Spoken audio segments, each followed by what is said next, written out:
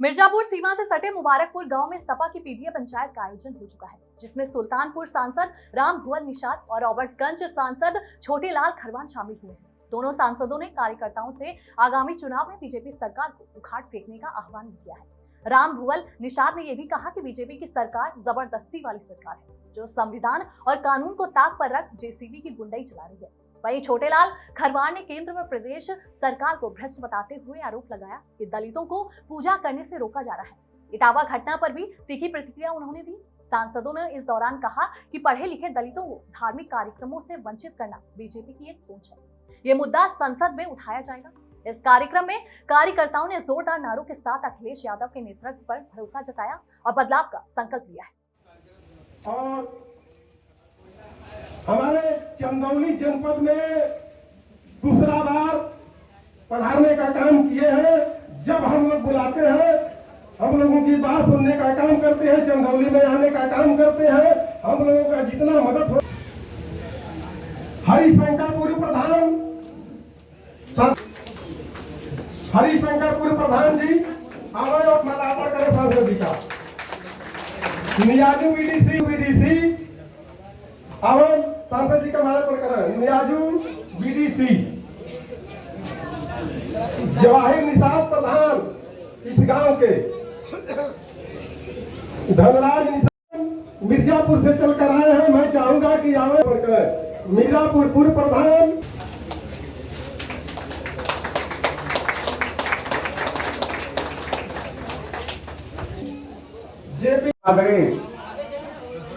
श्री रामाशंकर निषाद जी, नेताजी से निवेदन करूंगा कि आप जो है संचालन का काम संभाले और माल्यार्पण सबसे पहले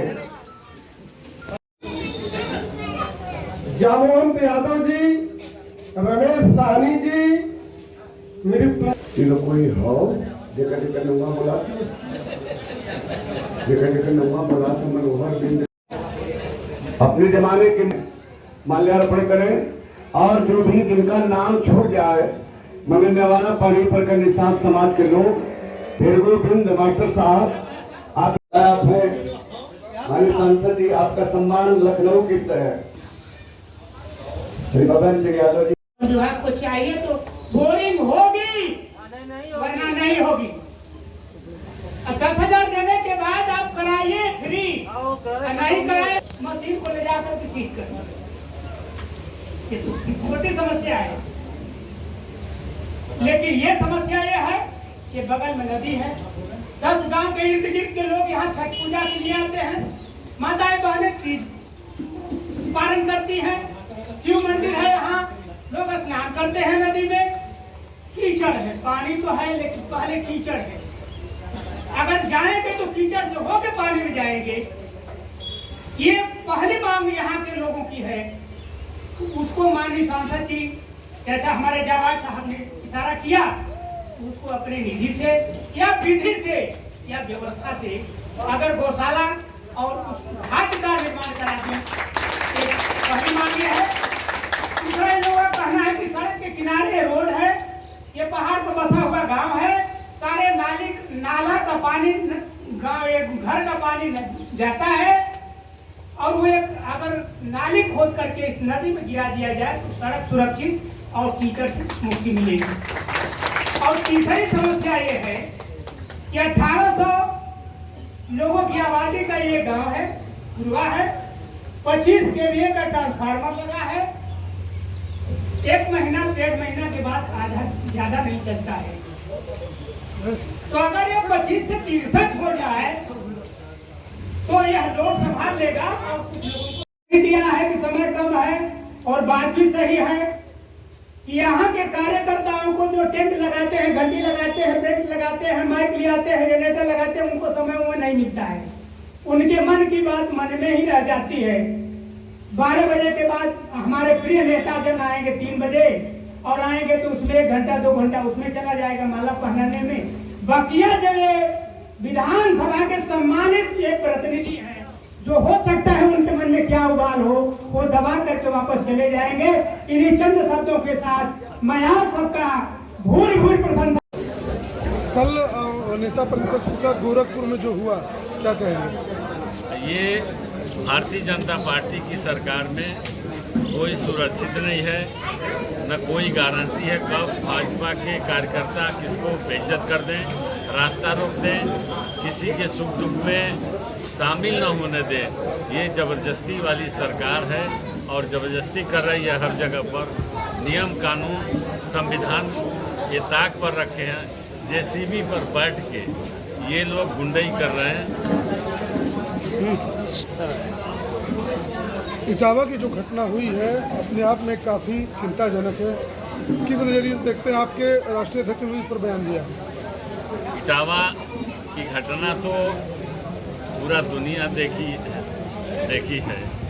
इस तरह से घटना की आशंका तो हम लोग को है और समाजवादी पार्टी के नेता माननीय अखिलेश यादव जी समाज को आगाह कर रहे हैं कि ये संविधान ख़त्म कर रहे हैं, नौकरी ख़त्म कर रहे हैं।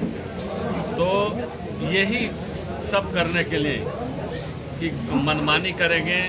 आज के 70 साल पहले जो व्यवस्था थी उस व्यवस्था को लागू करना चाहते हैं कुछ वर्चस्ववादी लोग। ये सब कार्यक्रम कर रहे हैं। पूजा पाठ कार्यक्रम संपन्न कराने का सबको अधिकार है। जो पढ़ा लिखा व्यक्ति है वो कुछ भी कर सकता है, धार्मिक कार्यक्रम करे और कोई कार्यक्रम करे, वो स्वतंत्र है। लेकिन भाजपा के लोग ऐसा नहीं होने देते। एक बड़ी चीज़ आपके सामने आई, आपने भी बताया है, डॉक्टर संजय निषाद को लेकर आपने एक बड़ा बयान दिया है।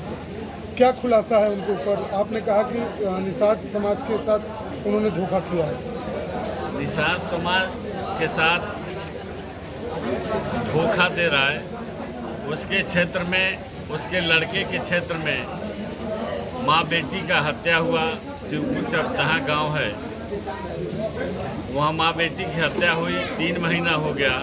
अपराधी उसके संरक्षण में घूम रहे हैं। अपराधियों की अभी तक गिरफ्तारी नहीं हुई। 3 मुलजिम नामजद हैं, अभी एक की गिरफ्तारी हुई, 2 वैसे घूम रहे हैं। प्रश्न चिन्ह तो खड़ा हो रहा है, आखिर में मारने वाले लोग कहाँ चले गए? वो भी धारदार हथियार से गला काट दिए, शरीर का कई अंग काट के अलग कर दिए। तो मारने वाले कहाँ चले गए? और हम लोगों को ये पता है कि मारने वाले डॉक्टर संजय और श्रवण निषाद जो विधायक हैं उसके गठबंधन की सरकार में शामिल हैं। इनके दबाव में पुलिस काम नहीं कर रही है, मुलजिम को बचाया जा रहा है। आपका कहना है कि संजय निषाद के दबाव में हत्यारों को पुलिस बचा रही है? जी। स्कूलों का मर्जर किया जा रहा है जैसा कि आपने भी कहा है, ये क्या कितना जनहित के लिए है? ये जनहित के खिलाफ है। यहाँ बेरोजगारी तो चरम सीमा पर है, अशिक्षा भी परम सीमा पार कर जाएगी, क्योंकि लोगों को जैसे पढ़ने के लिए कहीं स्कूल नहीं मिलेंगे, कोई 1-2 किलोमीटर पैदल कैसे जाएगा। ये सरकार शिक्षा के प्रति भी जागरूक नहीं है। शिक्षा में बिजनेसकरण हो रहा है। बड़े बड़े विद्यालयों को बढ़ाया दिया जा रहा है। सरकारी विद्यालय को बंद कराने का एक साजिश है। जी सर।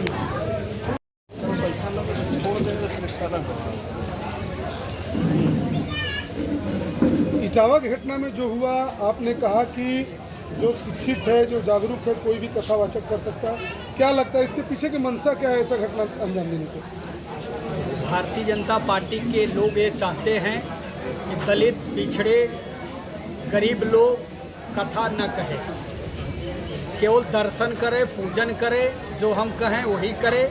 अगर कोई विद्वान है, पढ़ा लिखा है, दलित है, पिछड़ी है, अगर वो पूजा करेगा तो उसका बाल उड़वाया जाएगा और पेशाब से नहवाया जाएगा। ये भारतीय जनता पार्टी करती है काम। आप लोग सदन में इस मामले को उठाएंगे? ये सदन में उठेगा, जोर शोर से उठेगा। हमारे राष्ट्रीय अध्यक्ष माननीय अखिलेश यादव जी भी उठा रहे हैं और हम लोग भी सदन में उठाएंगे। संसद जी, एक आपके घर के पास का सवाल है। आपके संसदीय क्षेत्र जो कि चंदौली जिले का चकिया विधानसभा है, नौगढ़ के बागी कस्बे में 2022 दिसंबर में 75 लोगों को आवासीय पट्टा किया गया। आपके घर के पास की बात है।